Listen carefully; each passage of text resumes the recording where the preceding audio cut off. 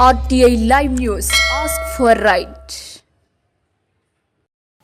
నమస్తే, welcome to RTI live news. Vikarabad జిల్లా BRS party కార్యాలయంలో పట్టణ అధ్యక్షుడు కుమ్మరిపల్లి గోపాల్ ఆధ్వర్యంలో మంగళవారం మీడియా సమావేశం నిర్వహించి మాట్లాడుతూ కాంగ్రెస్ పార్టీ అధికారం చేపట్టి 2 సంవత్సరాలు గడిచినా అభివృద్ధి శూన్యమని, ఇక్కడ వేసిన గొంగలి అక్కడే ఉందని విమర్శించారు.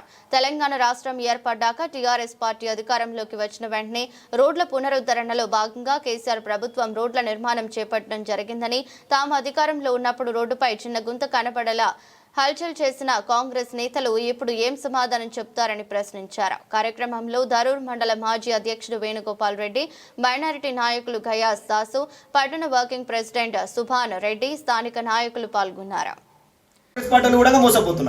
ఎందుకంటే కాంగ్రెస్ పార్టీలో వాళ్ళు కష్టపడి వాళ్ళ నాయకుడిని గెలిపించుకుంటే వాళ్ళకు కూడా పోస్టులు కూడా దొరుకుతలేవు.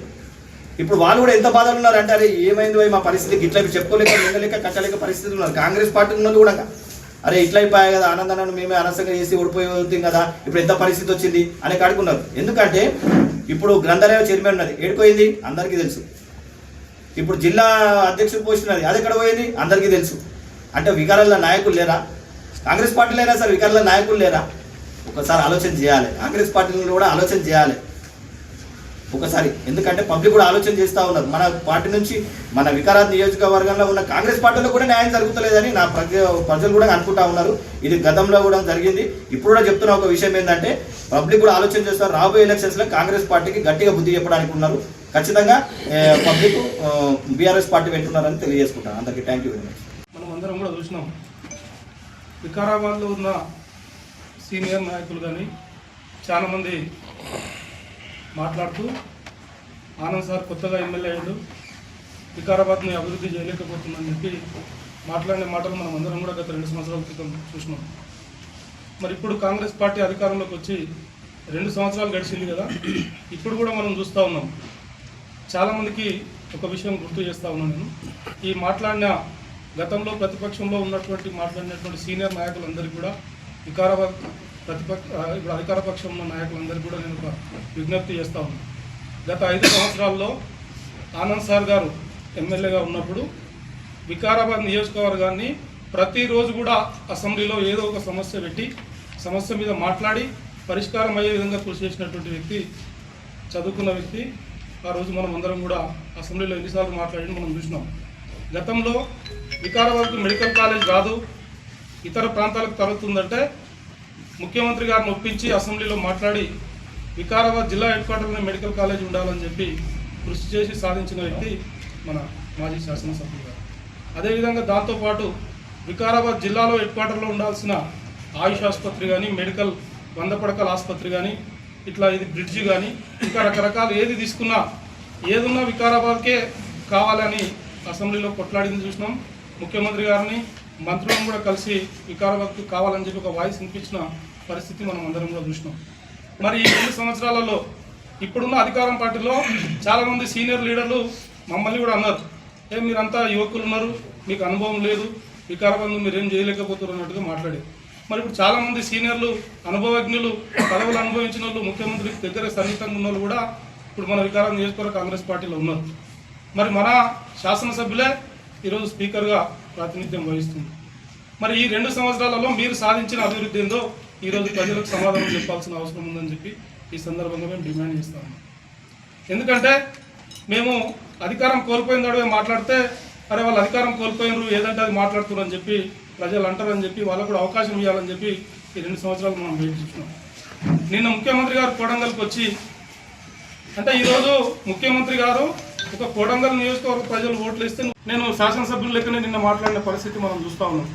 ఒక జిల్లా వికారాబాద్ జిల్లా హెడ్ క్వార్టర్లో రావాల్సిన సైనిక్ పాఠశాల కానీ, అగ్రికల్చర్ యూనివర్సిటీ కానీ, అగ్రికల్చర్ వ్యవసాయ కళాశాల కానీ, ఇట్లా ప్రతి ఒక్కటి కూడా కోడంగల్ తీసుకుపోతున్న దానికి అర్థమైంది.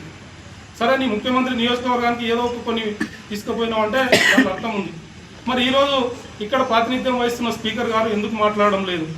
మరి స్పీకర్ గారు వెంబడున్న సీనియర్ నాయకులు ఎందుకు మాట్లాడడం లేదు? మనం ఒకసారి ఆలోచన చేయాలి.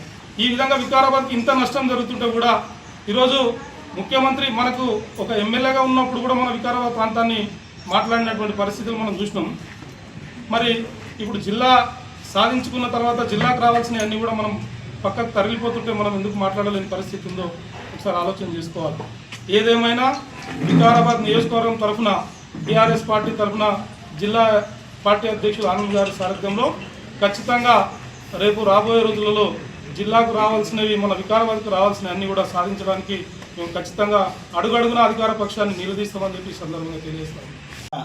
ఈరోజు ప్రెస్ మీట్ పెట్టడానికి ముఖ్య ఉద్దేశం ఏంటంటే, అసలు రాష్ట్రంలో కాంగ్రెస్ పార్టీ పాలన ఏ విధంగా ఉంది, వాళ్ళ అధికారంలోకి వచ్చి 2 సంవత్సరాలు అయింది, ఎవరికి మంచి చేశారు, అసలు ప్రజలకు ఏదైనా మంచి చేయాలనే ఉద్దేశం వాళ్ళకు ఉందా లేదా, వాళ్ళు ఎంతసేపు కూడా ఇంకా అధికారంలో లేము అనే విధంగానే వారి పరిపాలన సాగుతూ ఉంది.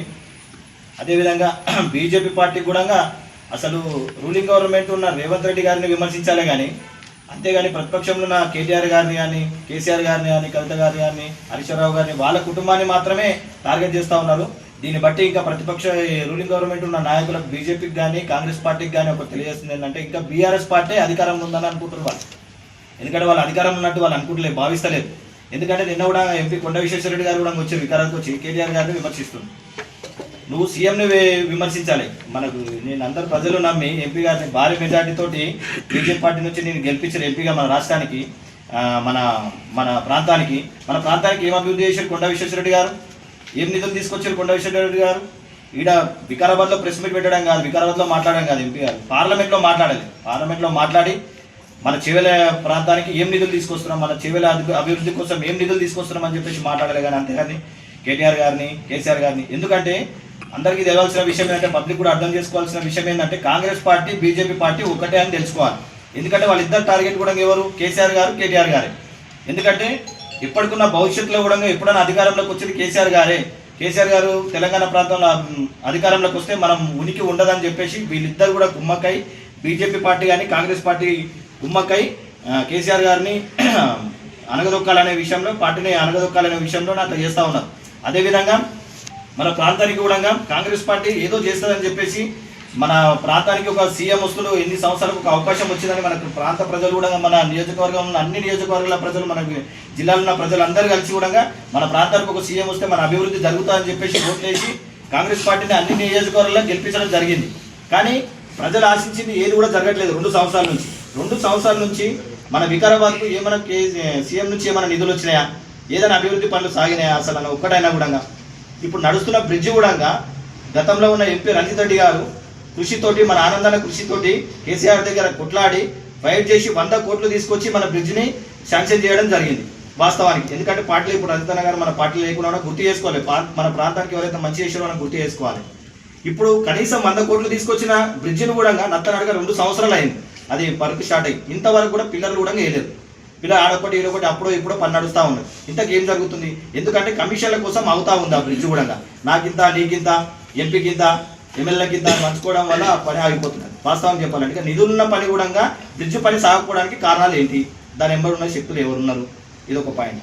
అదేవిధంగా నియోజకవర్గంలో కూడా గతంలో మా పార్టీ అధికారంలో ఉన్నప్పుడు గుంతలలో నిలబడి చెట్లు వాతుడు, నీళ్ళలు నిలబడే రోడ్లల్లో గతుకుల రోడ్లు అని ఎంతో విమర్శలు చేశారు బీజేపీ పార్టీ కానీ కాంగ్రెస్ పార్టీ కానీ. ఇప్పుడు అధికారంలోకి వచ్చి 2 సంవత్సరాలే. సెంట్రల్లోనేమో బీజేపీ పార్టీ ఉంది, స్టేట్లోనేమో కాంగ్రెస్ పార్టీ ఉన్నది. వాళ్ళు ఏం చేస్తున్నారు, మన ప్రాంతానికి అయితే బీజేపీ పార్టీ ఎంపీ నాయకుడు ఉన్నాడు కదా, ఏం నిధులు తీసుకొచ్చిండు, ఎన్ని విలేజ్లకు, ఎన్ని మండలాలకు ఎన్ని నిధులు తీసుకొచ్చిండు, ఎన్ని రోడ్లు వేసిండు, ఏం అభివృద్ధి కార్యక్రమాలు చేసిండు. మేము అడగలేకనా, మీరు అడగలేక ప్రతిపక్షంలో మీద రూలింగ్ పార్టీ ఉన్నారు, అదే ప్రతిపక్షంలో మేము పడితే ఎట్లా, ఇక్కడ అంతా ఉల్టా నడుస్తూ ఉంది. ఎట్లా నడుస్తుంది అంటే, ప్రతిపక్షం వాళ్ళు క్వశ్చన్ చేయాల్సింది వాళ్ళు రూలింగ్ పార్టీని క్వశ్చన్ చేయాలి. ఉల్టా ఏంటంటే రూలింగ్ పార్టీ వాళ్ళు ప్రతిపక్షం వాళ్ళని క్వశ్చన్ చేస్తూ ఉన్నారు. పబ్లిక్ కూడా ఒకటి ఆలోచన చేస్తూ ఉన్నారు. రాబోయే ఎలక్షన్లో బీజేపీ పార్టీకి కాంగ్రెస్ పార్టీ గట్టిగా బుద్ధి చెప్తా ఉంటారు. అదేవిధంగా ఇంకో విషయం